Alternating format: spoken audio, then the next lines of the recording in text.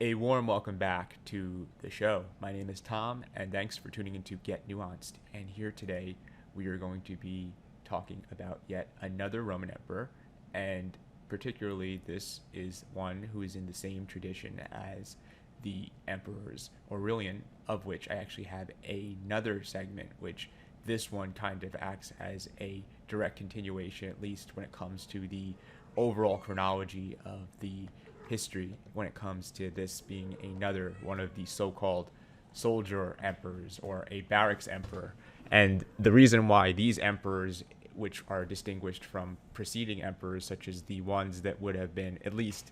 in political theory at the time, had been given the consent and had been elected on behalf of the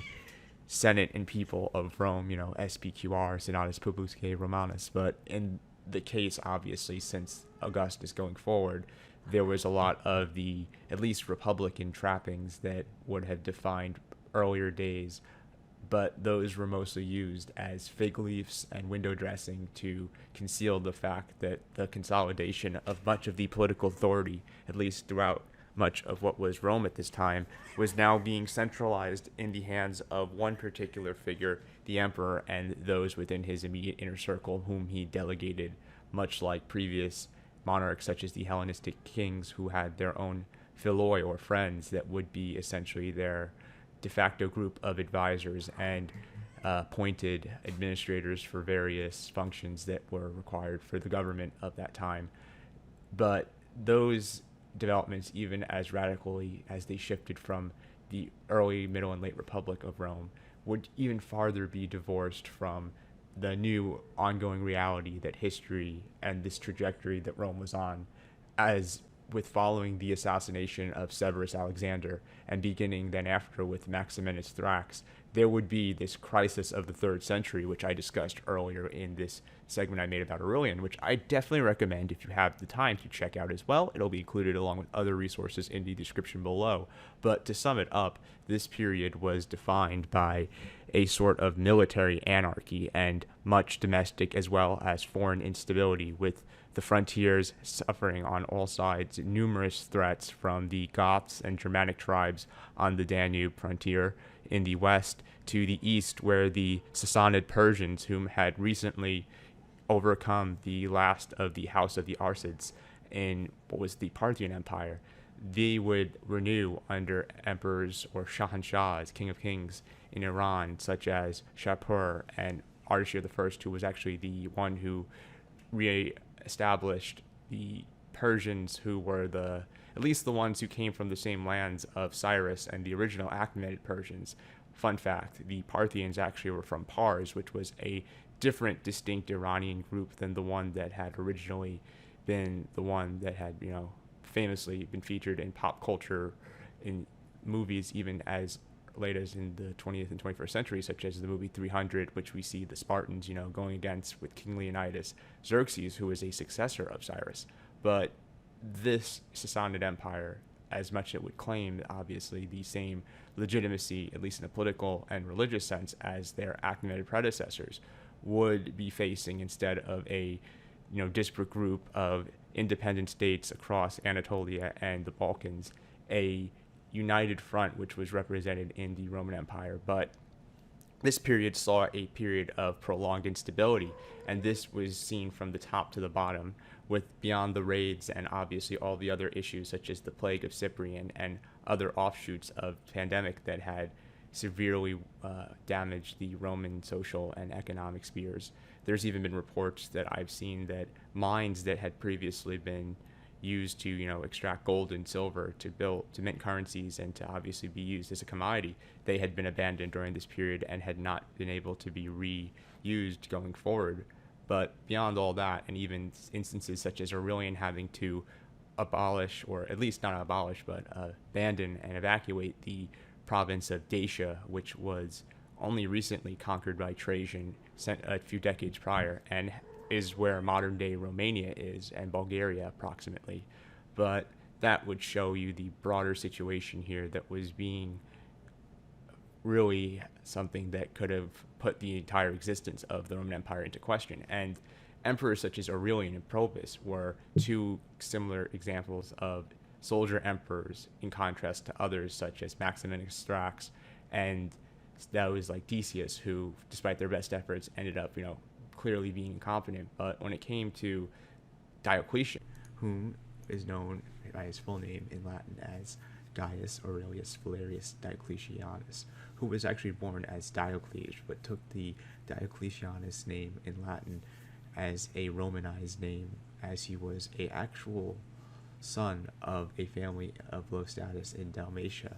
but rose through the ranks by enlisting in the legions and becoming a cavalry commander under the former Emperor Carus. But Carus was apparently struck by lightning on campaign, and then Diocletian decided to usurp the role of emperor, as many other barracks emperors before him had, and he defeated Numerian and Carinus, who were the two surviving sons of Carus, both of which were dispensed of, and Diocletian then took measures in place to ironically make it that nobody could do, or hopefully he thought no one could achieve power in the same usurpation capacity that he did, and that would require ending the crisis of the 3rd century, which was one century-long, or almost decades-long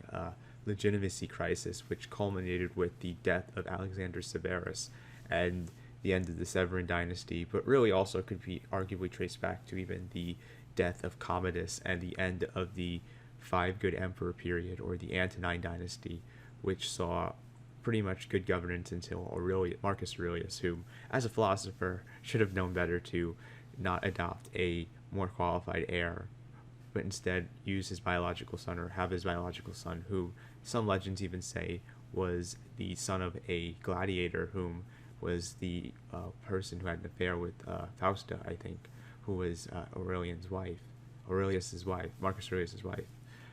Who knows, but at the end of the day, Commodus, as you could see on Netflix or read about in the historical documents that are available, was not a great emperor, and ever since the legions then displaced with him, the Praetorian Guards, which originally were supposed to be the emperor's personal bodyguard since the days of Augustus, became effectively kingmakers, and they would assassinate emperors that they deemed were not worthy, even if it was unjustified, like I mentioned in a past segment about the Emperor Aurelian, who was the one who reunified the empire and restored the world and gained the title of Restitutor Orbis, or Restorer of the World, which I will include somewhere in the description below. But he was a competent emperor who was able to reintegrate the former Palmyrene and Gallic breakaway states and stop revolts in Egypt and the Germanic tribes from continually encroaching on the frontiers and raiding into the Roman provinces. And then beyond doing all of that, he was still assassinated, unfortunately, despite his religious and systemic attempts to reform against corruption, which mint workers even in Rome went on strike due to that attempt by him to stop the not despotic, but nepotistic or corrupt nature, which was invading and infecting the bureaucracy, and was an ongoing issue with the empire, which would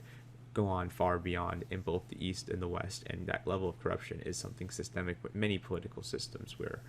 even the ones that we're accustomed to in modernity have lots of glitchy cogs, in lack of a better term, which I'll discuss in another political show. But when it comes to Diocletian, he was not a fool and was well aware of the true nature of power. From first-hand experience, he saw the ups and downs of having to live a life in which power was at the epicenter of one's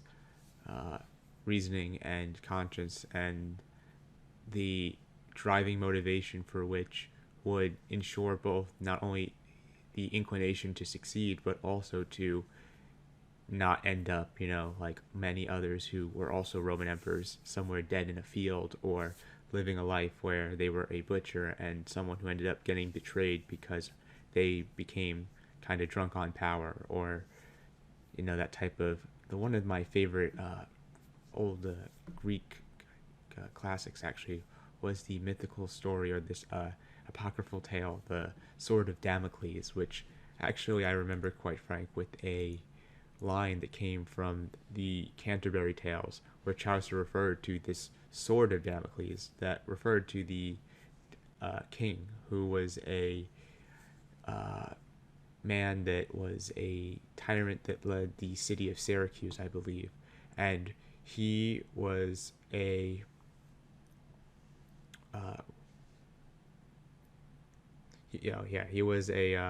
he was basically a courtier and one of the different members of the patronage groups that always surround the inner sanctums of the political elites and the ruling class, whether you're talking about the United States, Russia, China, or ancient Rome or ancient China, or any of these empires like Persia, the likes. And in this sort of fiefdom that Damocles was a part of, he actually was in the court of Dionysius, I believe, the second. He wasn't the monarch, but he was one of those interests that might want to do away with the monarch, Dionysius the second of Syracuse. And this line was so captivating. I mean, there's some words in the entails that I've read. Maybe it's because I'm just a history buff and a geek, but they speak to the soul, honestly. And I'm sure if you are a lover of literature, such as myself, you understand that sort of innate sentiment. But here it is. Above where, seated in his tower, I saw conquest depicted in his power. There was a sharpened sword above his head that hung there by the thinnest simple thread. And that was lines 2026 to 2030, in case you were wondering. But it was interesting because this sort of metaphorical story is a very much indicative tale, and it shows that when it comes to the powerful, always above their head is a precarious worry and, sort of looming sense of doom, and the feelings that mortality, despite the claims of absolute power, are still very much a cause for concern for even the most powerful of monarchs and most powerful of people. And the more you have climbed, the deeper you will fall if you screw up. And that sword, that death, is easily at one moment just as quick as you were alive 1 second. It came above the next through maybe the treachery of the courtiers who schemed, or the palace eunuchs in the sense of Constantinople, and later the sort of janissary and other types, whether you're talking about the Praetorian Guards or any of these different sorts of bureaucratic factions that obviously cause a lot of the corruption, and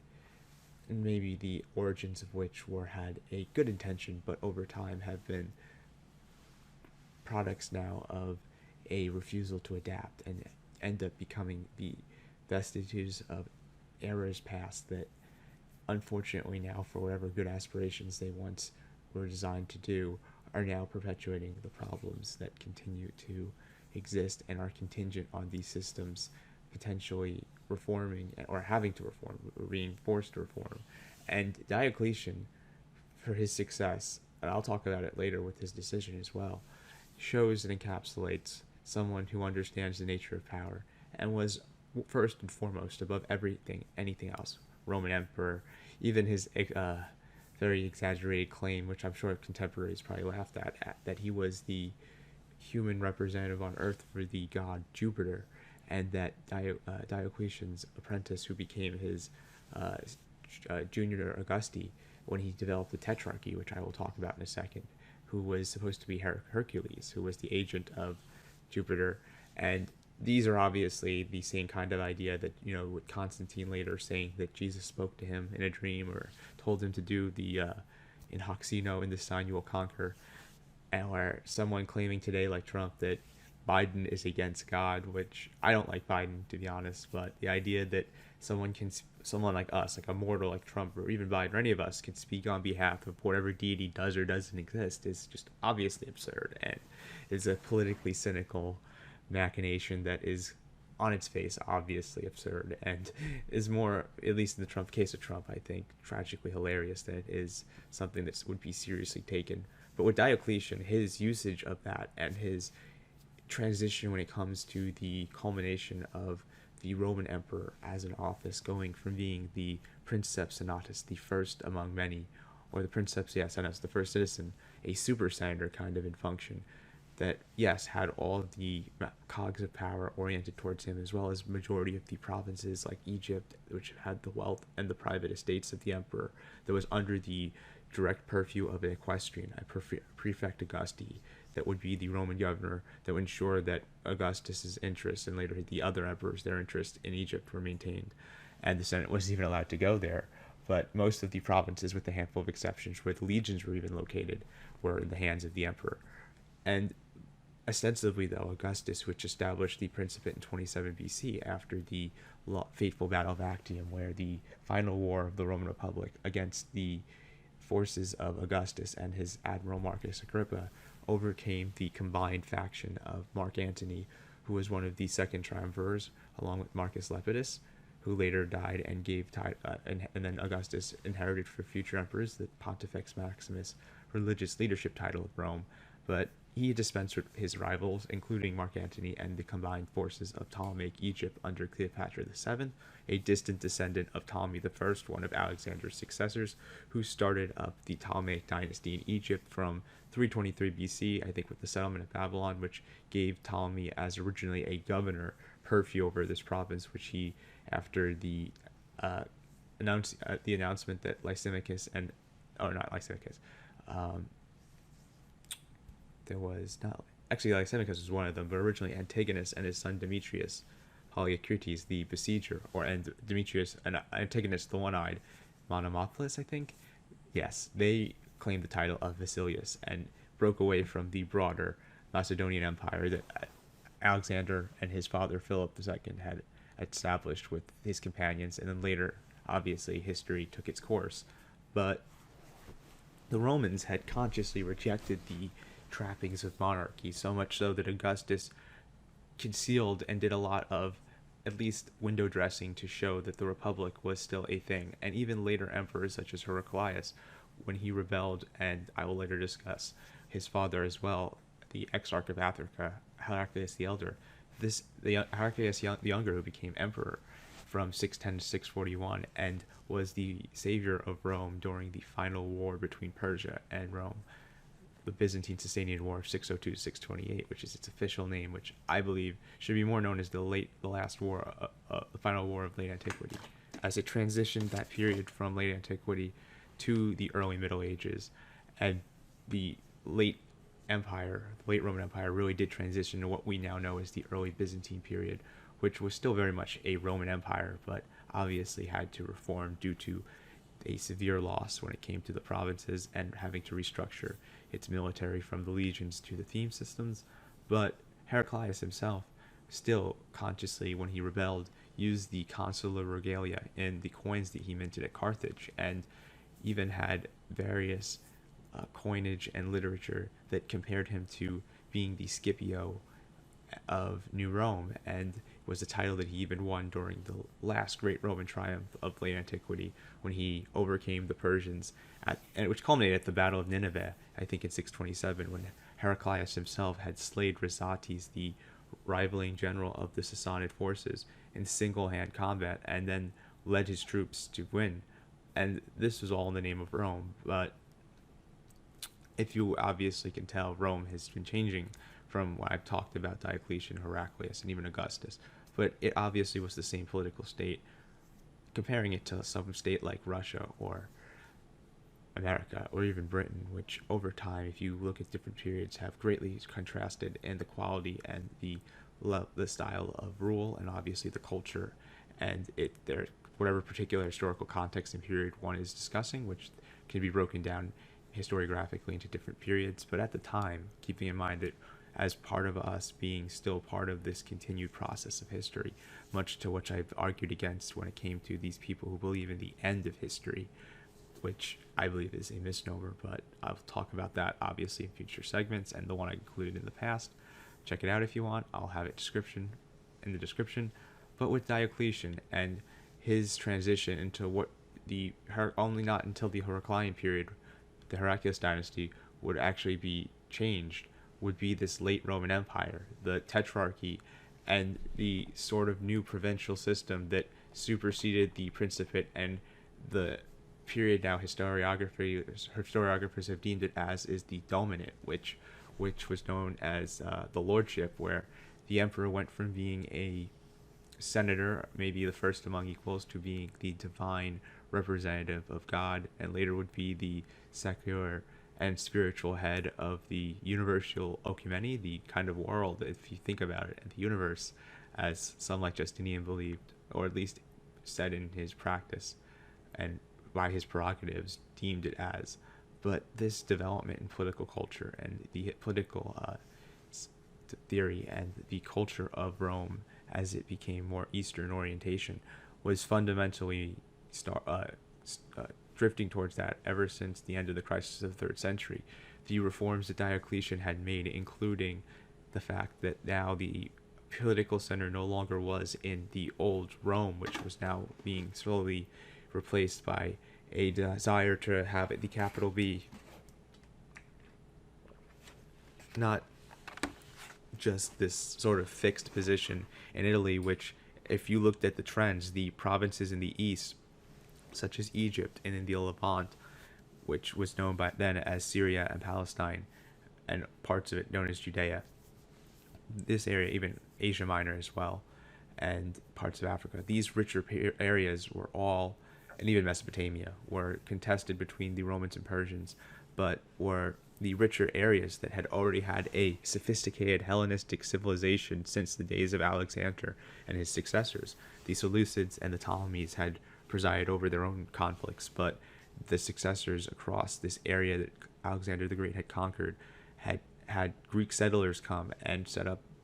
intellectual and religious hubs such as Antioch on the Orontes and Alexandria in Egypt, which became leading cities in the ancient world, and in the later Greco-Roman world would play pivotal roles in the development of Neoplatonic and Christian thought, as well as the trappings for early Christian thought, as well as many of the early Christians, including Jesus of Nazareth, were from the Roman Middle East at the time, which was politically under the control of Rome and its legions. But Diocletian reformed the provincial system and realized the limits to having one man being emperor, and set the Tetrarchy, where 2 senior Augustus would have 2 junior Caesars as partners, and the empire would be effectively divided into 4 segments, with Diocletian, the senior Augustus, looking over the east, where the more urbanized and wealthier provinces were, and his later successors, such as Constantine, would found a new Rome on the Bosphorus in modern-day Istanbul, which was inaugurated as the city of Constantine, more famously known as Constantinople, which the Greeks and many in the West still refer to it as today, was then that new Rome, the center of imperial affairs, and became the capital and political heart, as well as the spiritual heart of this Christian Roman Empire from that time to 1453, when things had changed and the empire and its final political vestiges had fallen, which I've discussed in past segments and definitely will discuss more in future segments. But Diocletian saved the Roman Empire from the crisis of the 3rd century after talented leaders such as Augustus and Probus, at the hands of their own men, were betrayed, and Diocletian was able to effectively neuter the influence of the Praetorian Guard by avoiding Rome and reforming the military, as well as the provincial government and even the economy. And compared to a lot of modern day people who criticize him, compare him to Nixon, with the same attempted price controls that Nixon attempted to make in the 70s in the United States. But they both didn't seem like they ended up doing the results that they should have. But like Nixon, Diocletian is a complicated figure whom has a complicated record that's way more nuanced than both his detractors, his most avid detractors, and both his avid fans both would probably be willing to realize. And I think with analyzing history, the difficulty of events that are more contemporary, obviously, is the personal bias and attachment of those still alive to these events, which, as they distance themselves from living memory, obviously can be analyzed from a more sober perspective. Diocletian, obviously, is not a flawless person,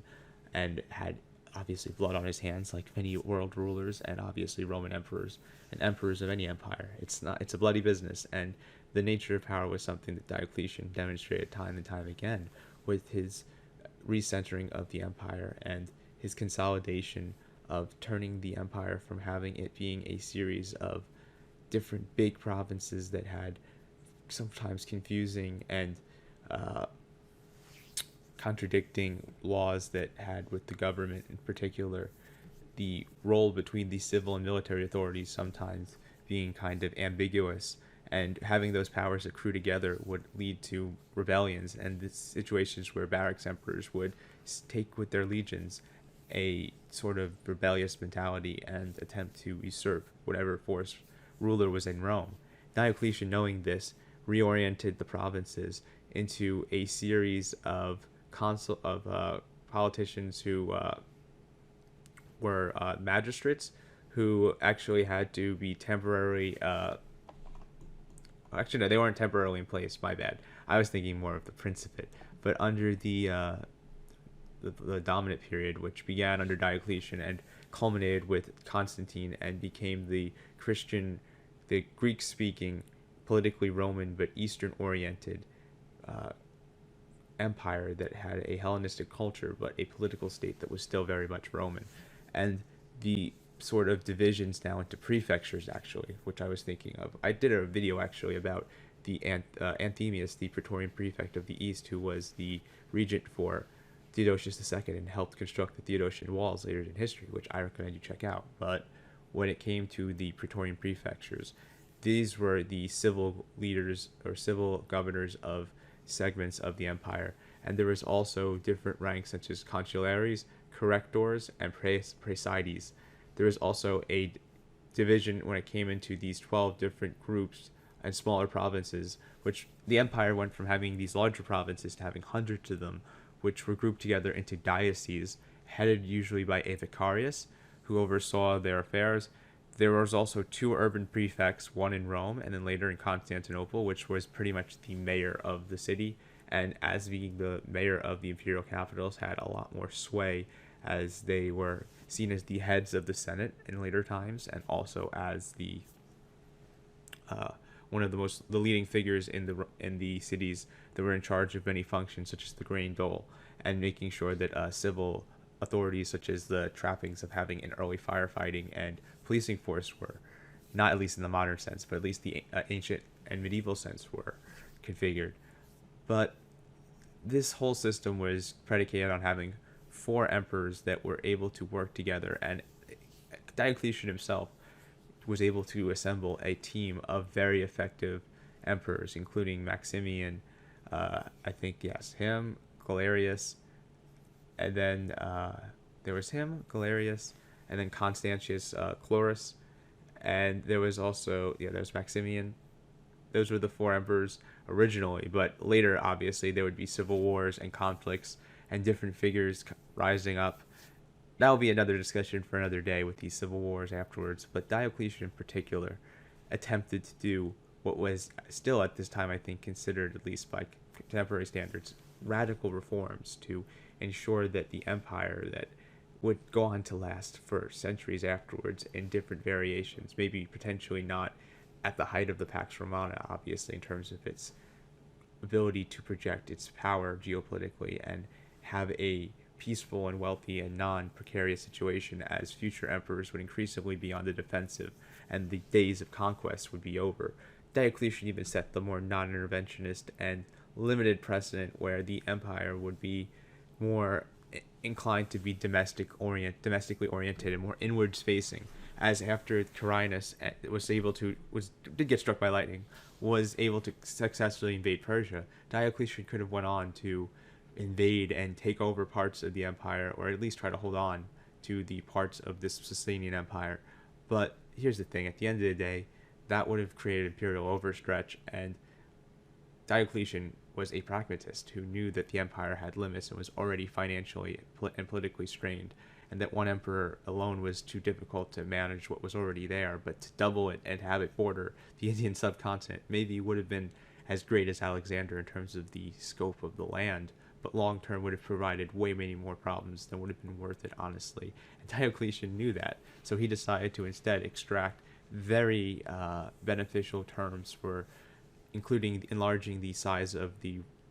autonomous vassal state of Armenia, which became a client state for Rome when it was able to put their kings in, and would be fought over by the Sasanian Persians as one of the other proxy states, including the Kingdom of Lazica, which is in modern-day Georgia, in the Caucasus, and obviously the Lachnid and Ghassanid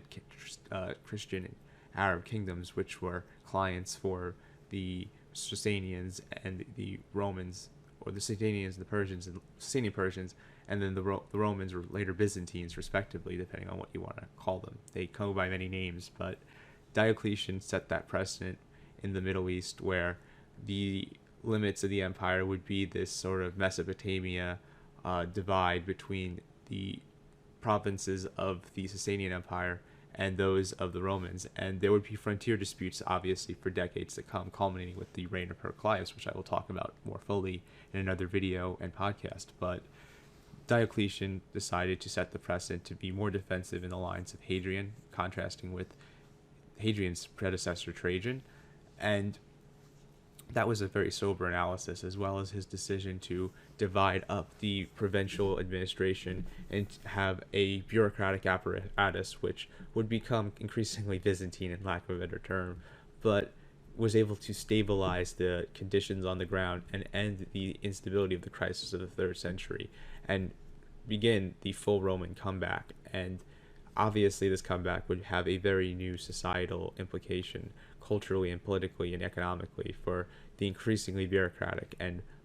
what we would know today as a police state, especially for those who reside in a area like Roman Egypt, which was an apartheid state in many ways, but and like a plantation for the Romans the Greco-Roman elites to harvest, the grain dole and whatnot, which I will talk about in more segments. But when it comes to Rome and its transformation into this overtly imperial state from being a republic, at least in ostensible terms, was something that Diocletian oversaw. And actually, through his relocation to Nicomedia and then establishing the center of gravity politically for Rome in the east now, contrasting with its roots in the west, and Italy in particular, where Rome now became the old city of Rome, just another city in the empire, more just a symbolic and honorary capital than one that had any political claim. And that was actually to weaken originally with Diocletian the power of the Roman Senate. And the new Senate in Constantinople would originally be a council more like the city councils in Antioch or Alexandria. It would later be upgraded by Constantius II and Julian, who would, despite their religious differences, empower the Senate in Constantinople, which the urban prefect would be the head of. But effectively, the Senate would be more symbolic, obviously, at that point, than having any sort of direct political power that was beyond the prerogatives of whatever emperor reigned, with some exceptions in regency councils, which I'll discuss in future segments. But obviously, for the most part, the Senate of the empire was much weaker and less influential than the Senate of the early and middle and late Republic period. But that is how the development of Rome was. And they would use the title, the claims of res publica, the public thing, from the days of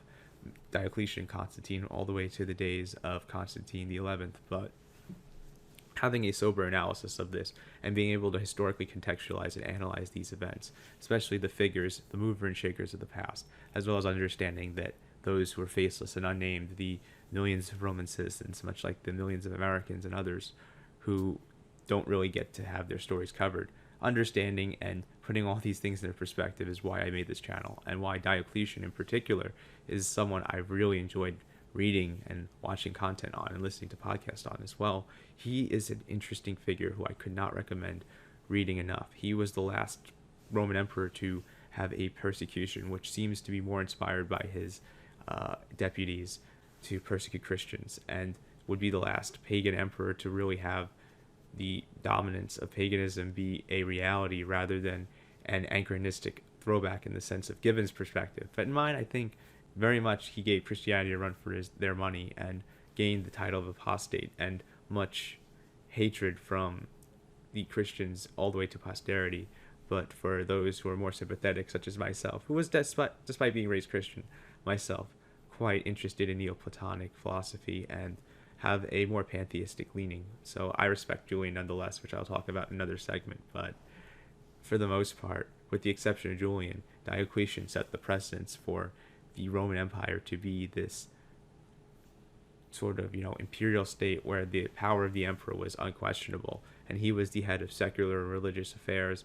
but at the same time was divided into 4 different provincial areas, with the east being the center of political gravity, where the senior Augustus, in Diocletian's case, and later with the emperors in Constantinople, that area would be the heartlands of the Roman Empire and the civilization of Rome for the centuries to come. Diocletian, though, contrary to his successors, was very much aware of the nature of power and was very much pragmatic compared to Julian's idealism, which is admirable but obviously has its limits and possibly delusions in its worst variations. Diocletian, in his reforms, obviously, which he lived to see a lot of them fade, did so with the most practical and pragmatic solutions that he could come up with. And he had a weak spot when it came to the economy, but hey, listen, we all can't be jacks of, not even the most genius of people are not all are not usually not jacks of all trades, except for the handful of exceptions. And Diocletian was very much exceptional. He had a humble upbringing with the original name of Diocles, which he changed, which I mentioned earlier, to be more Latin sounding, and came from a peasant family in the Balkans, which really is something that is unheard of to this day, would still be unprecedented for something of that kind, for a president to come from such a humble background. And it's comparable with some, I mean, in the United States and other countries, but it's usually the exception, not the rule. And Diocletian himself, I think it's funny that he embellished his sort of propaganda to make him sound like he was a larger-than-life figure, when I think it's, if anything, the ridiculous claims to majesty and authority that shows it's very lonely at the top. And Diocletian knew at a level that he needed to project himself to be more than he was, and like Augustus, put on a mask to conceal his true intentions, but at the same time, his public ostentatious kind of, use of the divine sort of majesty that comes off as pomp and splendor, and established this ceremonial tradition of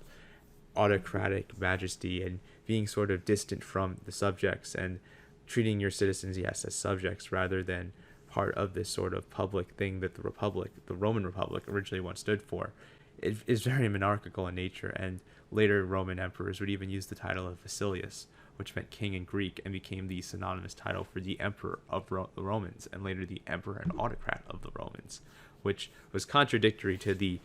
more Greco-Roman democratic nature that at least in the West we claim to aspire to, which sometimes the West comes short of it. But when many, if you ask on the ground at least, who aren't part of this corrupt system, or if there was any period that we're trying to model ourselves after, it would probably be early Athenian Greece and Republican Rome, not the empire, even though we might be a little bit insecure and unaware of the nature. Maybe if you're someone like myself, at least originally, who have definitely read and learned a lot from the Roman Empire, and how the Eastern Roman or Byzantine Empire in particular can be compared a lot to this situation with the United States geopolitically. And there's a lot of important lessons, I think, that can be learned. And figures like Diocletian were truly one of the more pivotal figures who, despite obviously, I think, having a more macro and micro integrated sense of history is important, acknowledging that there were some extraordinary people that really defined the era and marked at least when it comes to scholars looking at this in contemporary times, decisive moments where things were going, whether at the time people realized it or not, which many probably didn't, that a fundamental period of transition is occurring. And I think this period that we're living in, at least in the United States, is one of those, which I'll discuss in future segments. But Diocletian knew his place in history, and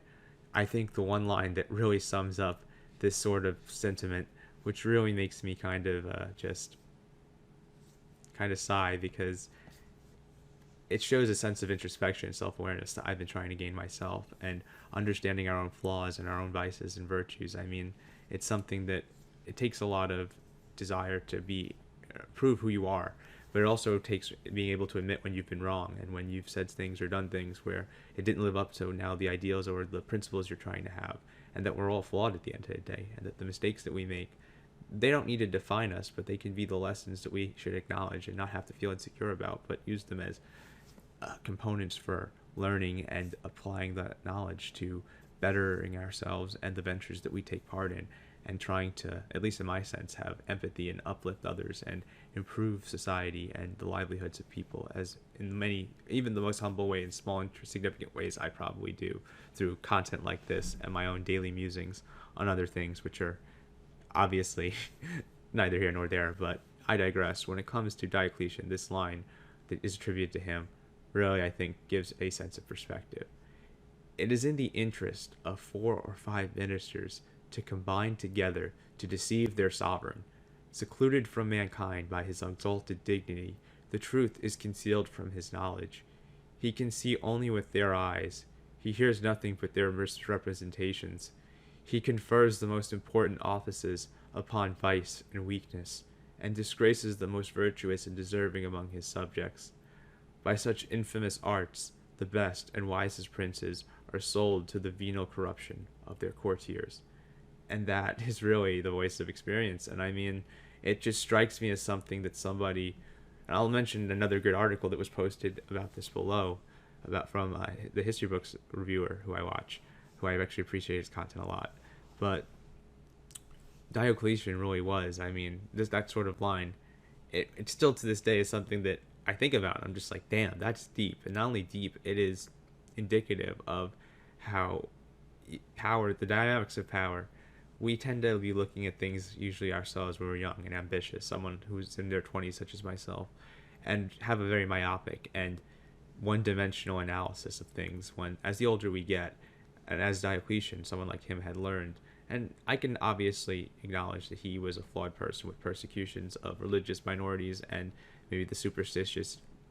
nature that he had as he aged, and his disposition to be a brutal military dictator, I guess, if you take away the majestic propaganda, imperialism, and whatnot of Diocletian and the Roman Empire. But nonetheless, Diocletian is an extraordinary man and a great emperor. I mean, one of the greatest in the sense that he was able to end the crisis of the 3rd century. Wasn't always completely successful, especially with the economy, but nonetheless was able to reform a system that was in desperate need of a radical mover and shaker. Had a humble upbringing that was based upon his accession in the ranks of the military and his merit in terms of his ability to strategize and lead troops. He shared the burdens of his men. He was a man of the military, which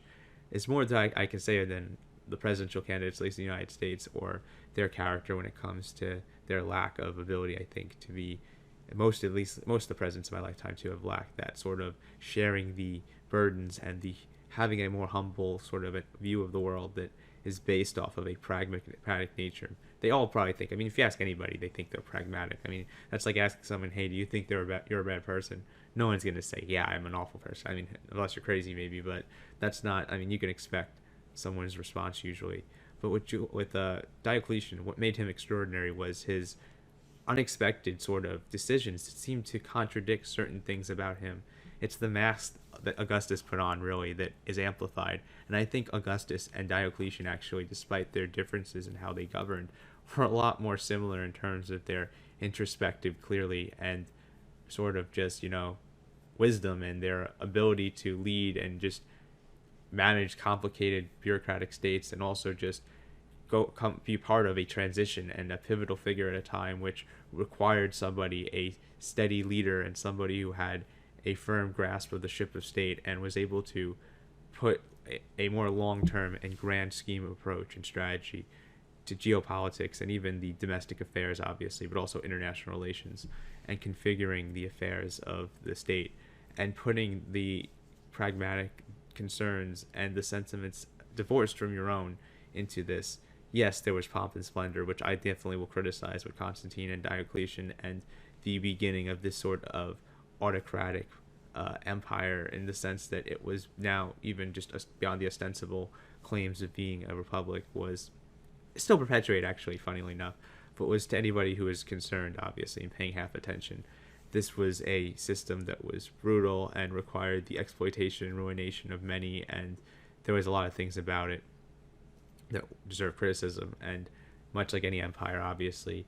you could see that some of the problems with succession would not actually be solved through Diocletian. It would fail in his lifetime, but that some of even the best ideas he had were contingent on having the right people in charge. and much with Julian's same concern and his attempt to decentralize and allow the provincials to arm themselves and to have more autonomy, which he wasn't able to do since he passed and was killed during his invasion of Persia, which contrasts with the more pragmatic and limited nature of Diocletian, obviously with that idealism, which I mentioned, and I'll talk about more in a future segment. But Diocletian was an extraordinary man. It's an extraordinary man who comes from something so humble and is able to achieve and show that his strategies were able to take him from the backwaters as a provincial to the highest stratosphere, the highest parts of the society, the highest the top of the totem pole and the peak of the hierarchy. But it's lonely at the top, I think, and money and power aren't everything. And there's been studies I've read recently where after a certain amount of income, it doesn't actually influence that much your level of happiness. And we can all aspire to have some moderate degree of power or influence when it comes to our positions in society, but understanding the nature of these things for what they are, the limits, and realizing that obsessing or getting too much in the mire of these things is not something that at the end of the day, even the people who seem like they're benefiting most from it truly will, at the end of the day, be satisfied, I think, at some level with. At least those who have an introspective sense of thinking, I think, who at least question their actions, who try to have empathy and attempt to at least be as good of a person as they can be and better than the person that they were the day before, like myself. I think Diocletian is an interesting and fascinating case study on how Rome evolved and transitioned, and how an empire that had an origin similar to the United States in its republican virtues that transitioned and obviously morphed over time, which I'll talk about more obviously again in future segments. But during the days of Diocletian and the end of the crisis of the 3rd century, what became the Byzantine Empire was really this period that started the eventual division of the West and the East after the passing of Theodosius in 395 to his sons Arcadius and Honorius, who reigned over the east and western parts of this empire respectively. Diocletian normalized the idea of having multiple emperors and multiple courts for administrative expedience, which the empire obviously always tempted to do after this point, whether we're talking about with Constantine's sons, which Constantine expected to actually have a line of succession more in line with actually his extended family as well, Dalmatius among others, having parts of the Balkans, but that didn't work out. But even later, emperors such as Valens and Valentinian would reign over the east and west for administrative expedience, and have their own separate courts and bureaucratic apparatuses, prefects and whatnot. That was all done, and there were some exceptions in between, like Julian and Theodosius the First, but this would actually create more of a growing trend, and the empire, that's why when it fell in the western half in the end of the 5th century, the 476 AD is the date where Romulus Augustulus abdicated at the behest of Odovaker, who claimed to be the independent king of Italy, and sent the imperial robes over to the court at Constantinople, with the Senate saying that there was no longer a need for an emperor in the West, and that Odovaker and later Theodoric, with the behest of Zeno being sent to Italy with the Ostrogoths, would be the patrician and representative of the emperor. The empire, by the Roman standards, never really fell in the 5th century and lived on in the East, and it's because of emperors like Diocletian and Constantine, which set that trajectory and had the empire relocate, and Diocletian's reign normalized Rome no longer being the center of power, with having the last triumph, which many at the time probably didn't realize, but in retrospect it was, in Rome, 20 years after his beginning of his rule. And at that time, that was very much one of the only times where he actually interacted with the Senate and gave the Senate the disrespect of not even acknowledging their existence and largely operating without any of their sort of advisory or even their consent, which was obviously a legal fiction at the time of the Principate, but increasingly became not just a legal fiction, but just the reality that the Senate was no longer the leading body of the Roman world, and Rome would continue to transform until its Byzantine period, where it was culturally Hellenistic, culturally Greek. The lingua franca, went from being a mix of late Latin with ceremonial usage of Latin, obviously, for the elite and those in Constantinople until the reign of Heraclius, but largely now being mostly a Greek-speaking state with some areas of it, especially the parts of the Balkans that were able to be on the coast and reinforce parts of Croatia, actually modern day Croatia, that were able to hold out. There were some holdouts that spoke Latin, but for the most part, this was a Greek-speaking state that was still politically Roman, that used Roman law and followed the code of Justinian. But it was ever since the days of Diocletian where the concept of having a Oriental despot was now the reality, and it would also be the reality in the Western Roman Empire, which would only survive for a little bit longer after the political center moved towards the east. And with Diocletian, his reign did mark in a lot of ways the end of one era and the beginning of another, and his successors, including the most famous Constantine, would finalize that process. And with Diocletian, the thing that I always think is so much fascinating about him as well, beyond his reforms and his just attempt, obviously, to stop the tides of history, was that in a lot of ways, I think he attempted to portray himself as this sort of supreme ruler, but was also, ironically, which contradicts a lot of things, was the first Roman emperor, not the last, but the first, and one of the few leaders in history of the high office, especially one that had so much power and prestige, to voluntarily abdicate from it.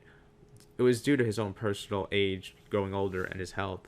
but he just seemed like he no longer was interested in it after a while, and wanted to at least have this peaceful transition of power that gave time for the precedents that were set with the Tetrarchy, which I'll discuss in future segments again. It's a very interesting system where it wasn't necessarily 100% successful, and it failed within his lifetime, but it was a radical and very innovative attempt, which some of its vestiges continued on with the idea of administrative divisions of the Roman Empire, and would define a lot of the circumstances in the future geopolitically for the empire, as affairs domestically were more now defensive, and the late empire, the legions definitely reformed and evolved, and there was obviously a complete reformation of the political structures and the center of power, obviously, with the emperor. But that is all can be discussed in later segments, as I've talked about a lot of that already, and will again. But with Diocletian, his abdication from power, I think, is just another extraordinary proof and example of a man who was very much conscious of his just position in the world, and he knew where he came from, his roots, and I think he knew that the source of happiness, if I could ever guess by and conject by his life and what I've studied about him, was that he realized that at the end of the day, being able to live in solitude and die peacefully in your sleep is way way more preferential than having the sword of Damocles from cradle to grave, or from the accession to the throne to the grave, completely bore over you and have you go paranoid. Which even after Maximian, who went back into politics and resigned originally when Diocletian did to set up the precedent, he urged Diocletian to initially come back, and Diocletian famously said that you ought to see the cabbages that I have been growing, which were in his new palace in Split, which is modern-day Croatia, but at the time was known as Diocletian's Palace, and it was quite an impressive place. And I recently met someone not too long ago, before the pandemic, in passing in the neighborhood that I was living in Tampa, who actually visited Croatia, Split, and asked for advice nearby, which I provided when it came to directions. But Split, it's an interesting place, and I've seen videos of it, and I definitely want to do visit eventually when it comes to its rich history, and the idea that this was this guy's palace, and he retired there, and even to this day, the peaceful transition of power as the 2020 election in the United States is coming closer, which I'll continue to analyze and provide context on. It is still something that is an ever-present concept, and the weight of the crown is heavy. There was an old line, I think it's like I'm not sure, I've definitely butchered it, but I think that a lot of people in their pursuit of power, people like Trump and Biden and others who look at the presidency as an office, just another kind of check mark on their resume or their ability to brag about stuff, rather than as a position that should be something that is indicative of higher aspirations and of a person who has substantive solutions that isn't afraid to be radical, that isn't afraid to share the burdens of the people. I think that is something that Diocletian, despite his more ostentatious and pomp and splendor, that would become much of a cliche and something that unfortunately characterized the court ceremony and politics of later Rome and then Byzantium. But Diocletian, at least as a particular person, was a humble man, I believe, and understood very well that with the human condition, there are some great things humanity has been able to do, and then there's also some tragic pitfalls, which understanding history is why we need to be able to do so in order to overcome those and hopefully continue the long march towards progressing towards the best world that we could possibly have, which we're a long ways from that. And with the peaceful transition of power even coming into question with hypothetical war games in the United States, I think reading and studying folks like Diocletian are definitely helpful and can help us kind of contextualize and appreciate how complicated and how much instability the peaceful succession, if it is rejected, could provide, and that how many countries across the world which have been in precarious situations are in so because of their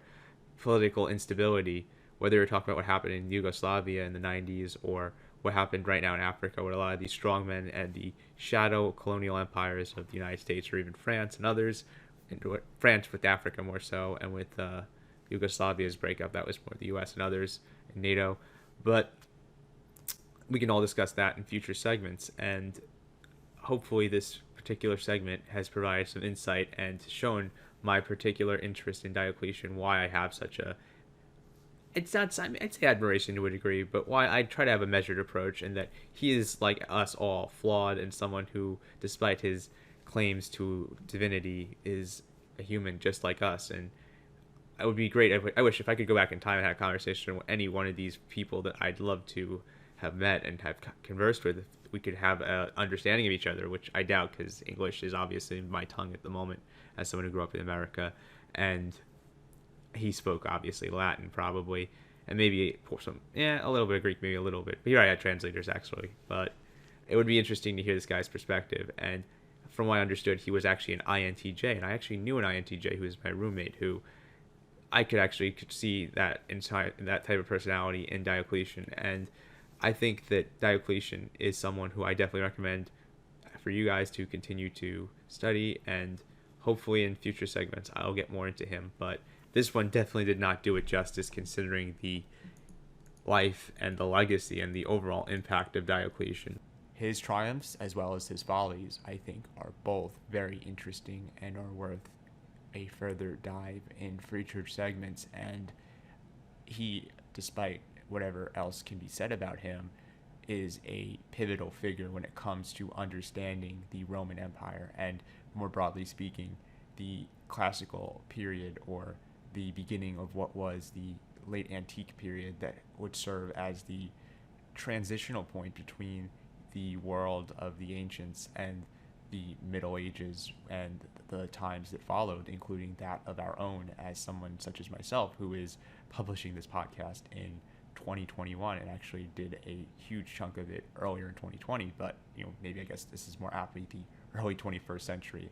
for the sake of historiography and convenience. But despite this contemporary period, or whenever this is being tuned into in posterity, Diocletian, I highly recommend when it comes to his lifetimes and legacy, is someone worth reading into and analyzing, as he has left behind a lot of, from the, not him himself, but through his actions and the primary sources who had covered his life, and those who were secondary that had transcribed, or like myself, and basing their reports off of the people that had come before them. What brings to mind is that famous quote from Isaac Newton that is, if he has gone farther than any other man, is that by only standing on the shoulder of giants. And that really is analogous to the idea that no matter how good one person is, or even the greatest of people in a given time, their achievements as well as their success is the product also of not just their own deeds, but from the legacy and the torch that was metaphorically passed on through the information that others before had left for this particular person, such as in the case of Isaac Newton in the British Empire, to be able to make use of and have carved out their own place in history for. And Diocletian, going back now to Rome, was really, I think, a transformative figure that often can be overshadowed, understandably, by his immediate successors, such as Constantine, who was the first Christian Roman emperor, and albeit being baptized at the end of his reign. And sorry about Kitty for her meowing, but when it comes to Constantine and his own story, I will have a segment going forward for him as well as other Roman emperors. But him and his successors, namely Theodosius the second, and Justinian the first, and to a degree Maurice, would all in their own ways solidify not only the triumph of Christianity as the newfound state religion of the Roman Empire, and what would define, even to this modern day, and maybe not entirely for the future, but maybe at least, who knows? I mean, now we're getting into the modern day situation with Christianity, which can be its own discussion, but as influential as Constantine was with being the first Christian emperor, it was really his successors that would go the extra mile and not only make the Christian religion a tolerated one, but the official state religion, and then by that nature, as the tenets of Christianity as they were adhered to in Rome would, or what was left of Rome would entail, that would mean the alienation and then eventual persecution and elimination of, at least publicly, much of the pagans, Jews, Samaritans, and others who had subscribed to differing beliefs when it came to the ways that people, practice religion, at least at that time. But that is a different discussion for a different time, and all of that really wouldn't be possible if it wasn't for the fact that Diocletian had come along when he did and had made sure that his ability when it came to usurping to the throne and this period of prolonged chaos that had even done in his predecessors such as Aurelian and Probus, who really deserved a better fate, but unfortunately had not been able to finalize this era and move towards what would become the dominant era of the Roman Empire and what would be known as the late Roman Empire or late antique period, which was in between the period, I'd say, of Diocletian and Constantine and that of Heraclius or maybe Justinian, depending on whom you ask, or maybe Maurice. But that is a different discussion for another time, and I think it's good to put these things into perspective. And Kitty, she is hungry, so I'm going to have to feed her, but hopefully you all enjoyed this segment, and hopefully this was of value, because I think this is such a fascinating particular period in time and will definitely be revisited. But if you did, please make sure to subscribe over on YouTube. Check out the links below. Check us out on the areas that we have syndicated this podcast. Share it and consider making a contribution. And yeah, thank you so much for tuning in. This is Tom. You've been listening to Get Nuanced, or watching, depending on which platform you're consuming this content on. And I really would appreciate your feedback and look forward to joining you all for another discussion sometime soon. For now, stay safe and peace out.